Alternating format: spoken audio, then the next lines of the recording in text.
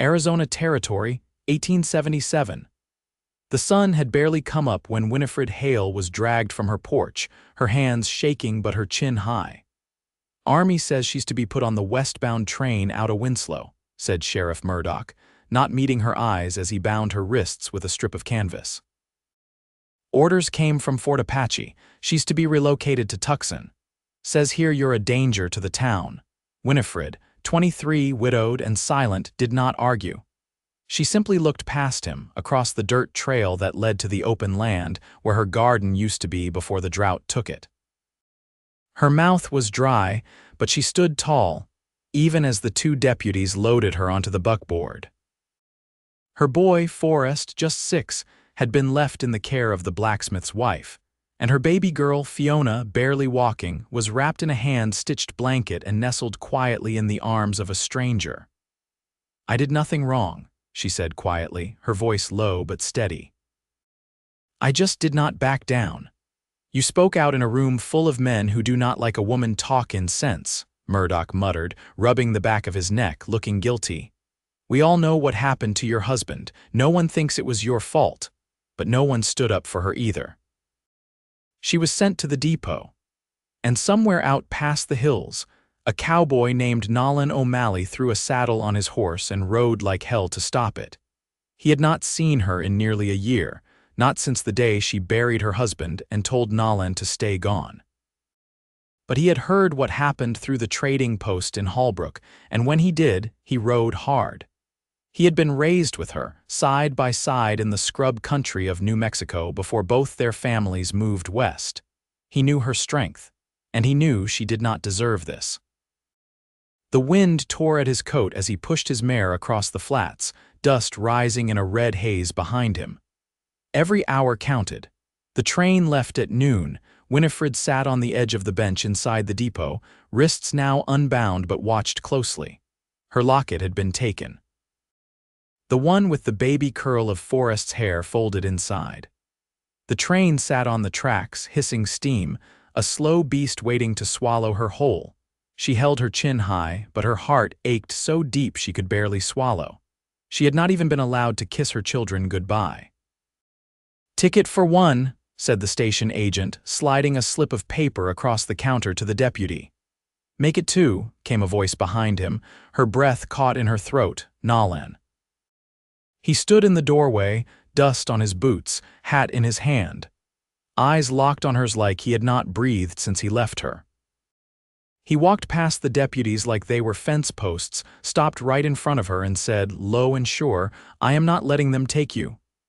"You do not get to decide that," she said, voice tight. "You left." "I know," he said.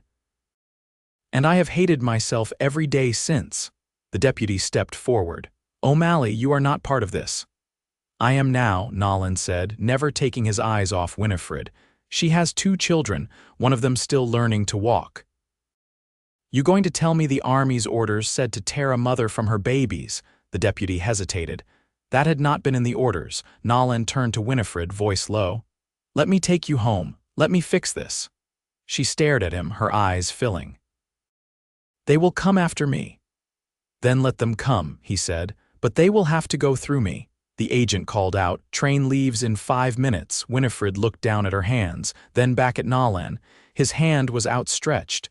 "You always ran ahead of everyone else," she whispered. He smiled just a little. "Still do." She took his hand. They did not take the train. Instead, Nolan led her out the back of the depot, through the alley behind the saloon, and into a wagon borrowed from a friend in town. They rode east, toward the place his uncle had once homesteaded near Clear Creek.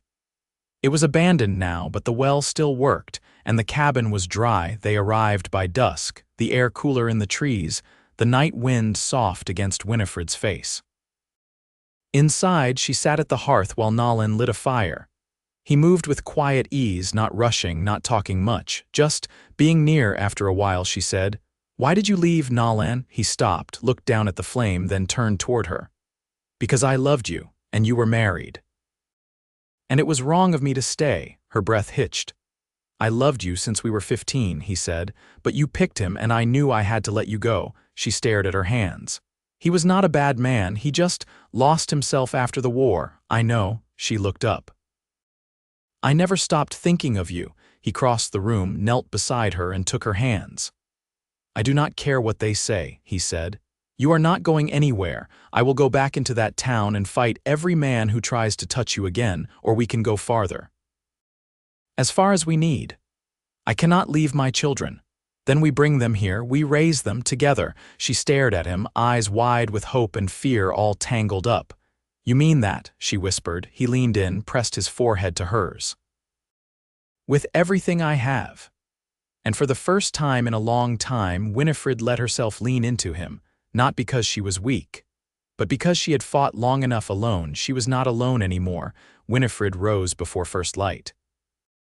The fire had burned low, and the cabin smelled of pine smoke and damp earth. Nolan was already outside, splitting wood with steady rhythm. She watched him from the doorway, her shawl drawn tight around her shoulders. His shirt stuck to his back in the morning chill, breath puffing in white clouds as the axe split through the rounds. I'll take a turn, she said. He paused only a moment. Your hands need rest, you've done enough. I need to work, she said, stepping down from the porch. I can't sit still. He didn't argue, just handed over the axe and stepped aside. She found the rhythm quickly, the thud of the blade settling something in her chest. The ache in her arms felt honest. Later, over coffee boiled in an iron pot, she asked, How far is the blacksmith's from here? 3 days if we ride steady, he said. 4 if we take the wagon. I'll need to send word. Mrs. Darrow's kind, but Forrest has nightmares. He'll be needing me. I'll leave at noon, Nolan said. Be back with them before week's end. She looked at him, brow drawn. You think it's safe for you to ride into town? I won't go through Winslow. There's a trail cut south through the hills. I'll come up from the back end of Hallbrook. She was quiet, fingers wrapped around the tin cup. You always knew every trail. I had to, he said. No one else was going to drag me out of trouble. She looked at him then, really looked. Lines around his eyes that hadn't been there before, a small scar just under his jaw. Where have you been all this time? South.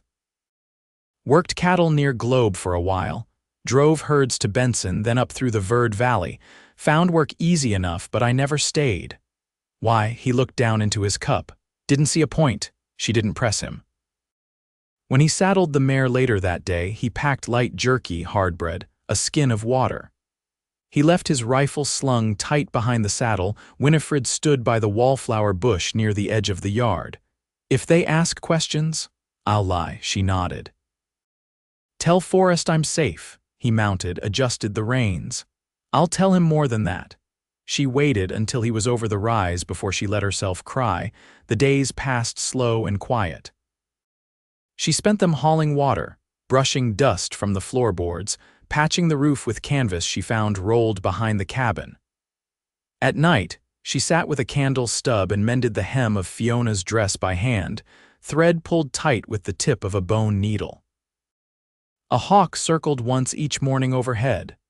The wind carried the scent of juniper and old ash. She did not feel safe, but she felt steadier. On the 4th evening, just past sundown, she heard the wagon. She stepped out, apron still tied around her waist. The wheels creaked across the hard, packed earth, and Nolan's voice called out low and calm to the team. Forrest jumped down before the wagon had stopped, legs pumping, hair tangled and wild. Mama, she dropped to her knees, arms wide, and he barreled into her. I missed you, he said, his voice breaking. I know, baby, she whispered, holding him so tight her arms ached. Nolan climbed down, Fiona bundled in his arms. Her cheeks were pink from wind, eyes wide as she reached for her mother. Winnifred took her, kissed her forehead, and held her to her chest. You brought them, she said, voice shaking. I told you I would. She looked past him toward the wagon. Mrs. Darrow, she let them go without fuss. I left her a note. Told her you were safe and not to worry. Did anyone follow you? No sign. Took the long way, camped out twice. No tracks behind us, she nodded. You hungry? Always. That night, after the children were asleep in the loft, they sat outside on the steps. The stars stretched endless overhead, the air soft and dry. I didn't know if you'd be willing to come back, she said. I didn't either, she turned toward him. But you did. I couldn't let you go. They sat a while in silence, the weight of the past between them, not heavy, just real. Do you think we'll be left alone? She asked.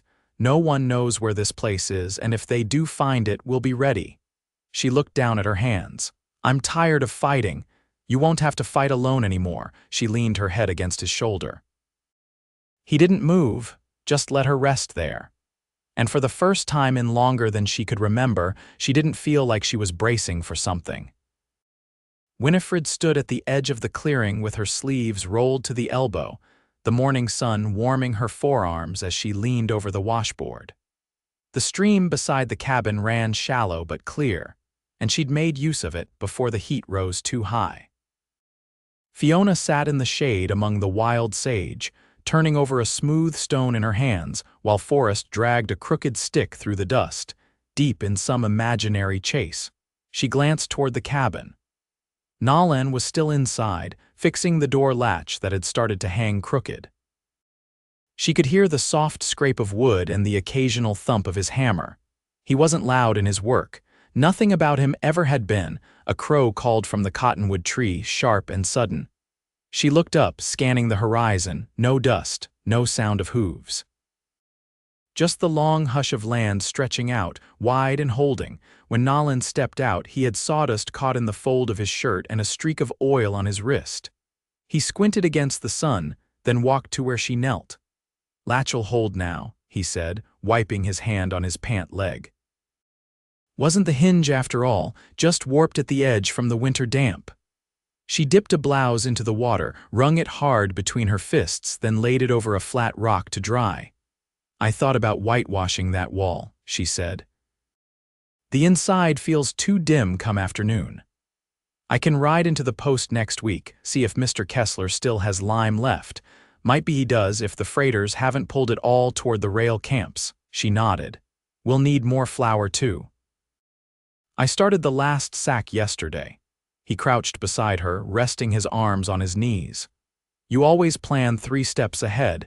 Even when we were children, you'd keep a list in your head. I used to think you were born knowing how to survive.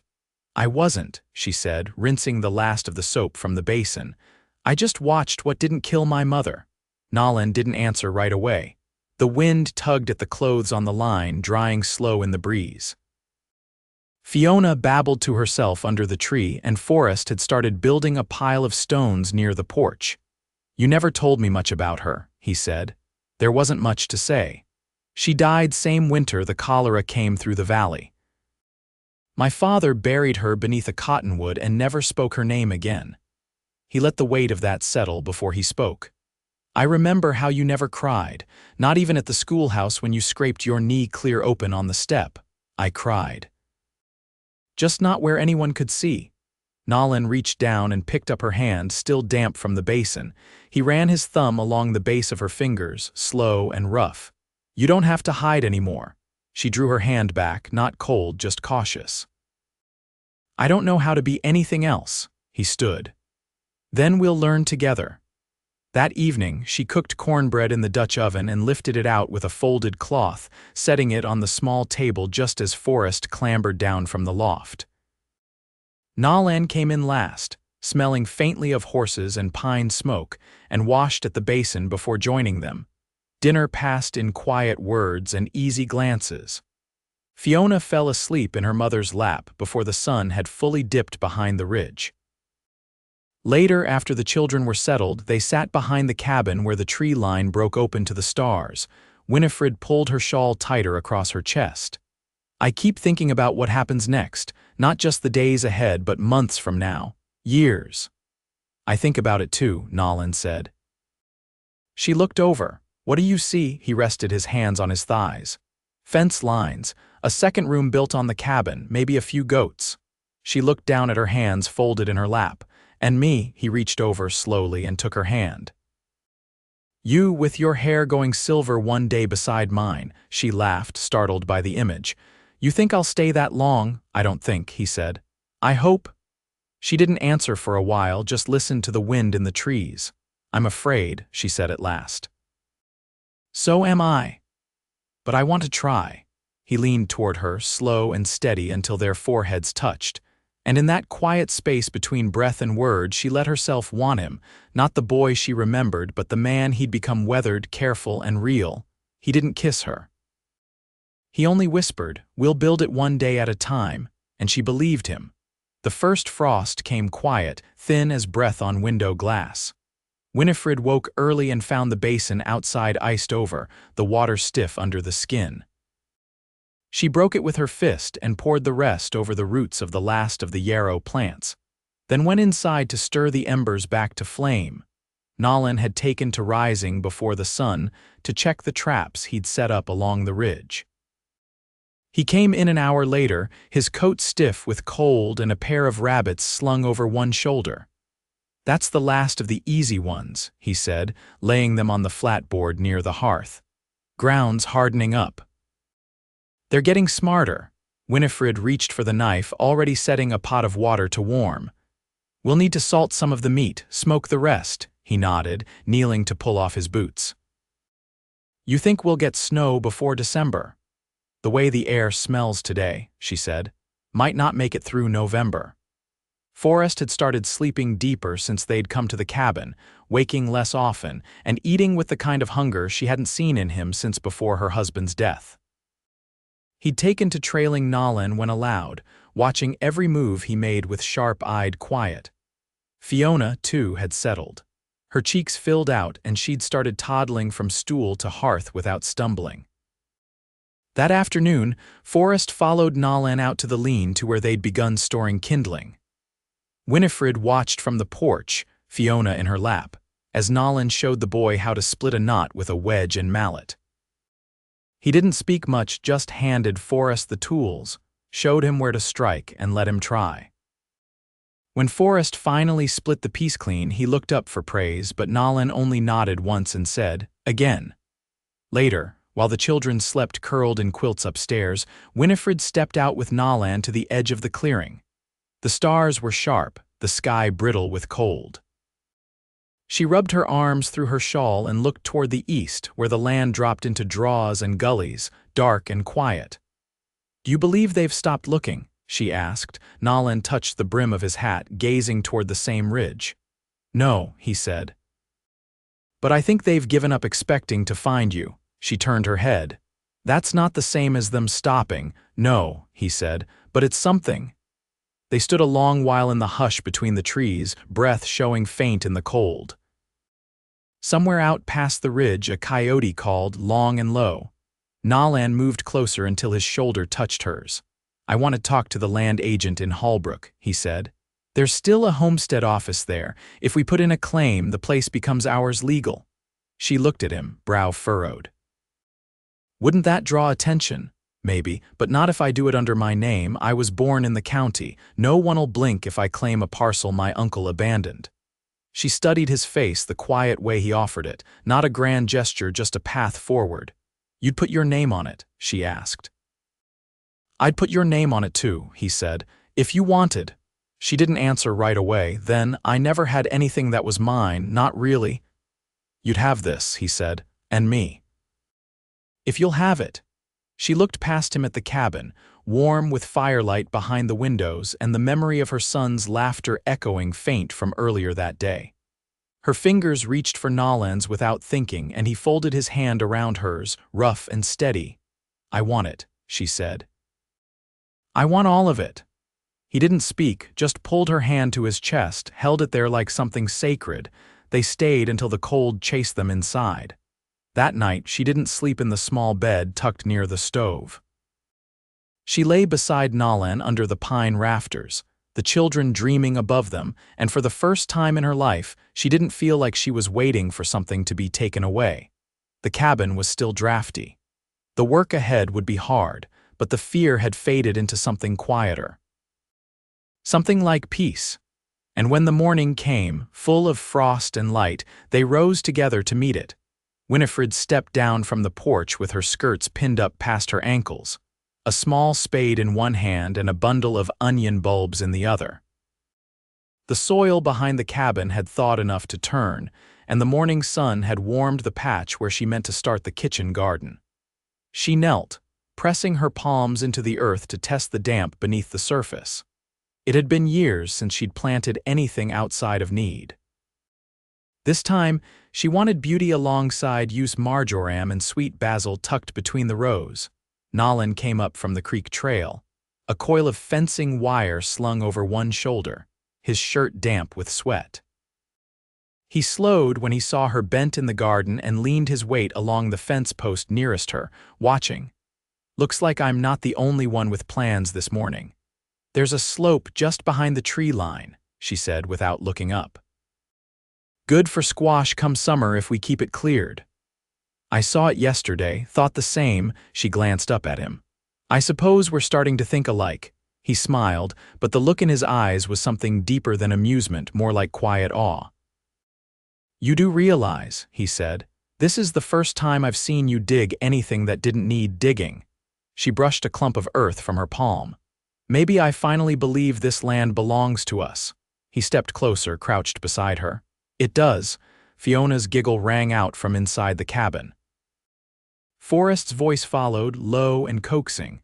Winnifred stood, brushing dust from her skirts. "They're up," she said. "Sounds like he's showing her how to stack the kindling without it falling." "Yesterday she knocked the whole pile down twice," Nolan said.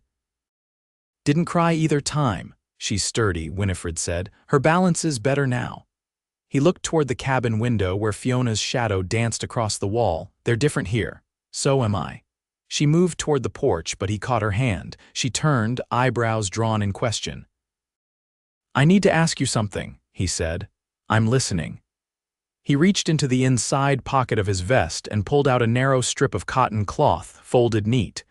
Inside was a ring, plain silver with a shallow etching of wheat stalks pressed into the band. "I traded 3 pelts and a half sack of dry beans for it in Holbrook." The silversmith didn't ask many questions. Winnifred stared down at it, silent. "I didn't know if it was the right time," he said. "But I figured there's not going to be a better one." She took the ring, turned it between her fingers. "You want to marry me?" "I do. Not because of the children, not because of what we've been through, because I love you. And I want to wake beside you every morning I have left." She looked up at him, eyes glassy but steady. "I didn't think I'd ever be asked again. I didn't think I'd ever ask." She slid the ring onto her finger. It fit snug like it had waited for her. "I'll marry you, Nolan O'Malley," she said. "And I'll keep planting things that don't need planting." He wrapped his arms around her, holding her there in the soft sunlight, the scent of turned soil and pine needles thick in the air. She pressed her face to his neck, and neither of them said anything for a long time. They were married a week later under the cottonwood beside the creek. Forrest held a bundle of wildflowers, Fiona in her mother's arms. No preacher rode up the trail, but they spoke words to each other with Nolan's hand on her cheek and Winnifred's voice clear as bell glass. They traded vows beneath the wide Arizona sky, with only the wind and the children to witness. Nolan built a swing for Fiona that spring, hung it from a stout limb with rope he braided himself. Forrest helped him raise a chicken coop near the edge of the clearing, and by midsummer, they had eggs enough to trade with the trapper who passed through every fortnight. Winnifred kept the garden. The marjoram thrived alongside the onions, and the squash came in thick and sweet. She dried herbs on lines strung across the porch and stitched a quilt from old feed sacks for the new room Nolan added to the cabin. One evening, with the light low and the air warm as a held breath, she sat beside Nolan on the steps and watched Fiona chase fireflies in the tall grass. "I used to think peace was a thing made up in books," she said, "and now," she leaned against him, "now I think it's real and it's here." He slipped his arm around her shoulders, pulled her close. They stayed like that until the last light left the sky and the children's laughter faded into the hush of night, and nothing more was taken from her. Not her name, not her home, not her heart. She was Winnifred O'Malley now, and she was loved.